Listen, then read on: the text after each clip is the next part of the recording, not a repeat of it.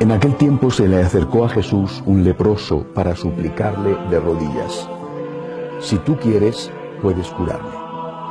Jesús se compadeció de él y extendiendo la mano lo tocó y le dijo: «Sí quiero, sana». Inmediatamente se le quitó la lepra y quedó limpio. Al despedirlo, Jesús le mandó con severidad: «No se lo cuentes a nadie, pero para que conste, ve a presentarte al sacerdote y ofrece por tu purificación lo prescrito por Moisés». Pero aquel hombre comenzó a divulgar tanto el hecho que Jesús no podía ya entrar abiertamente en la ciudad, sino que se quedaba fuera en lugares solitarios, a donde acudían a él de todas partes. Palabra del Señor. Ayer meditábamos sobre la respuesta de la suegra de San Pedro después de ser curada. Y el Evangelio nos decía que inmediatamente, dice ella, se puso a servir. Es decir, agradecer, y agradecer, me imagino que por supuesto con palabras, pero sobre todo como se hace el agradecimiento, con obras. Hoy vemos otro milagro. Cada texto del Evangelio es cuenta una historia. A veces son unas palabras de Cristo, otras veces un hecho, en este caso un milagro. Pero hay que fijarse siempre muy bien en los pequeños detalles, porque a veces esos pequeños detalles contienen la mayor de las enseñanzas. En este caso, el primer pequeño detalle es la forma en que este leproso pide el milagro. No dice límpiame, que tiene un cierto sentido de orden, ¿no? Es imperativo, ¿no? Haz esto, como si él estuviera por encima de Jesús. Es el Señor que manda al empleado, yo te ordeno. Bueno, esta forma de, entre comillas, pedir, que no es pedir, sino que es mandar o exigir, es la que en general usamos los católicos. Hablando con Pichi hace unos días sobre lo que me gustaría hacer en estos meses que voy a estar aquí en Guatemala, dije que lo que más de verdad tengo en el corazón es enseñaros a rezar, hacer un taller de oración. Es muy importante saber rezar. Y a veces uno piensa que saber rezar consiste en decir determinadas cosas o incluso dar gracias. Bueno, pero es muy importante hacer las cosas bien, porque si no, sin darte cuenta, no estás rezando. Estás mandando, ordenando y por lo tanto ofendiendo al Señor. Es el Señor. Nosotros no somos los señores del Señor. Somos las criaturas del Señor, los hijos del Señor, los siervos del Señor. El primer detalle, por lo tanto, de este Evangelio nos enseña a este leproso cómo tenemos que pedir. Tenemos que pedir con humildad. Señor, si tú quieres, yo necesito esto, yo te lo pido, pero no te lo mando, yo te lo suplico, no te lo ordeno. Yo sé que tú puedes hacerlo, el mayor de los milagros, porque para Dios nada es imposible. Pero yo te lo estoy suplicando, por favor, Señor, por favor. Si tú quieres, hazlo. Si no, no pasa nada. No habrá en mí un enfado porque esto no suceda. Primera lección. Pero la segunda es tan importante como la primera. El Señor le dice al leproso que vaya, porque la lepra era una enfermedad terrible, lo es todavía, en aquella época iba cargada de un sentido de alejamiento de la gente, ¿no? Tenían que hacer sonar una campana, esto hasta la Edad Media fue así. Y cuando se curaban, que era rarísimo, tenían que presentarse al sacerdote para que les diera un certificado, como si fuera un certificado médico de que estaban sanados, y con eso podían volver de nuevo al pueblo, a su familia, a su trabajo. Bueno, el Señor, lógicamente que lo sabe, porque era la costumbre, le dice: vete al sacerdote para que te dé el certificado de que estás curado. Bueno, pero no se lo digas a nadie. ¿Por qué? Porque él sabía lo que iba a ocurrir.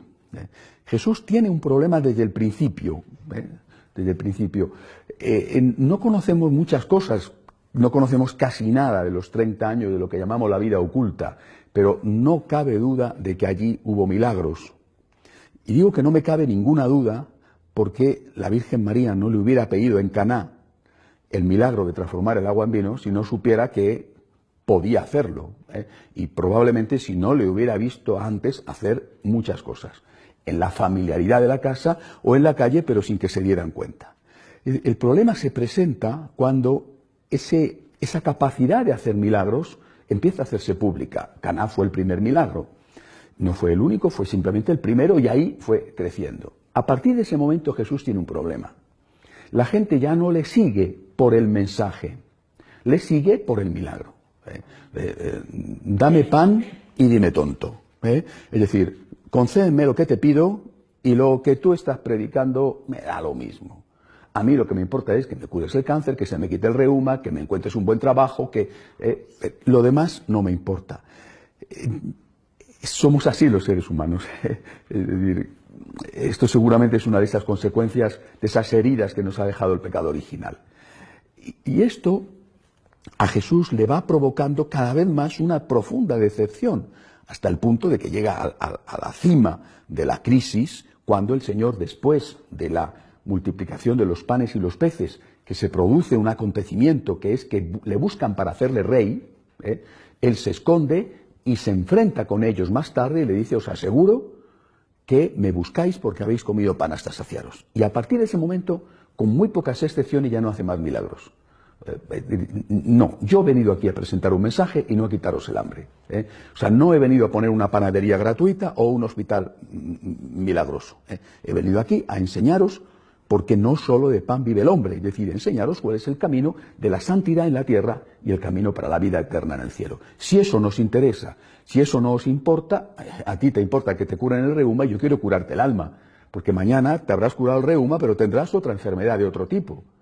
Y mientras que si te curo el alma, te habré dado la mayor de las saludes posibles. Pero esta crisis empieza ya a manifestarse en ese momento. Estamos todavía en los primeros pasos de Jesús, pero él ya sabe lo que le espera y por eso le dice a este hombre al cual le ha hecho este grandísimo favor, le dice: haz el favor de no contárselo a nadie más que al sacerdote para que te dé el certificado médico.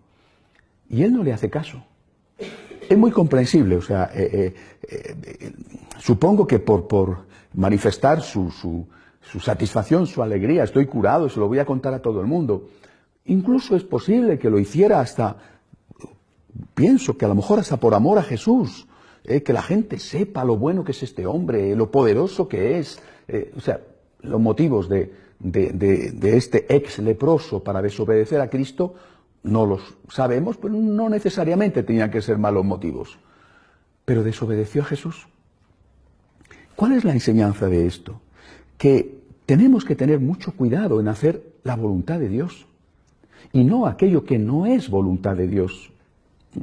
Recuerdo en España, hace ya mucho tiempo, entre tantas cosas maravillosas de mi vida, estuve 6 años trabajando con un extraordinario sacerdote, José Luis Martín Descalzo, y en una ocasión, es una conversación de las muchas que tuvimos que no he olvidado, hablábamos de una persona conocida de ambos, compañero de ambos en el periódico ABC, que sus padres habían sido grandes líderes de la acción católica, él y ella, los dos, los esposos, grandes líderes, o sea, realmente gente comprometida, gente buena, gente que luchaba por el Señor, por la Iglesia, pero había tenido a su familia abandonada.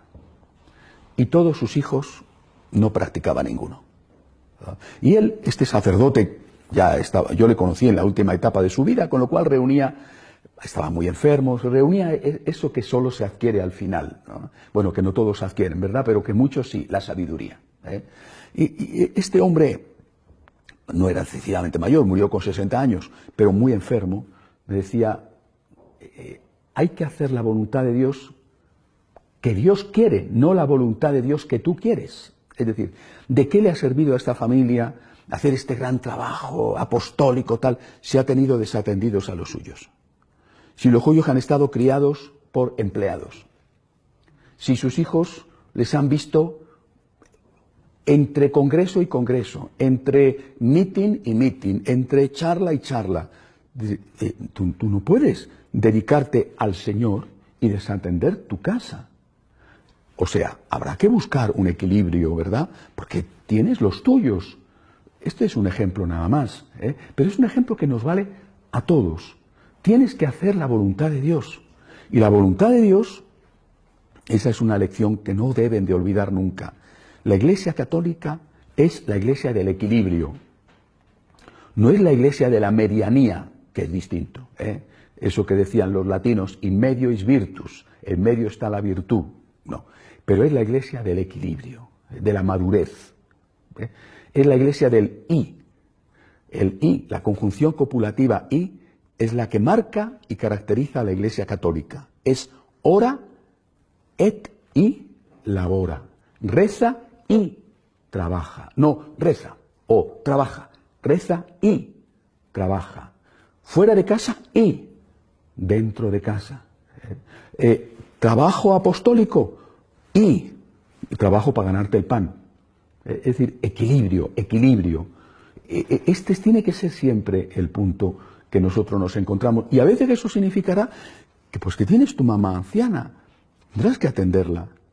Que tienes tus niños que son bebés, pues tendrás que cuidarlos. Es decir, tendrá que haber tiempo para todo, aunque en este momento tengas que dar prioridad a una cosa y dejar otra. Y yo creo que esa es la enseñanza que nos da hoy este Evangelio. Este señor, este ex leproso, pienso que quizá queriendo hacer el bien, porque no me atrevo a meterme en su conciencia, fíjate, supongamos que quería hacer el bien y ensalzar a Jesús, etc., le desobedeció. Seguramente más pronto o más tarde te pones a hacer milagros y la gente lo hubiera sabido igual, ¿verdad? Pero este le desobedeció. Ha recibido un don y está volviendo contra Cristo el don que ha recibido. Nosotros hemos recibido un don. Creo que hemos recibido un don.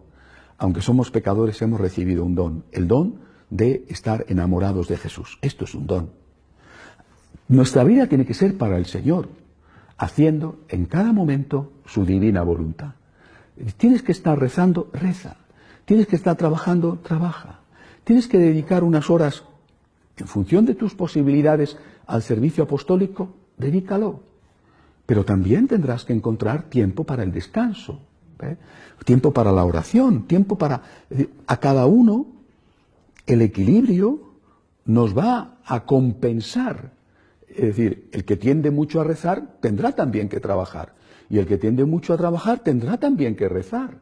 Y el que tiende a quedarse en casa tendrá que pensar en ayudar a los de fuera de casa. Y el que está todo el día en la calle tendrá que pensar que tiene también su propia familia. Equilibrio.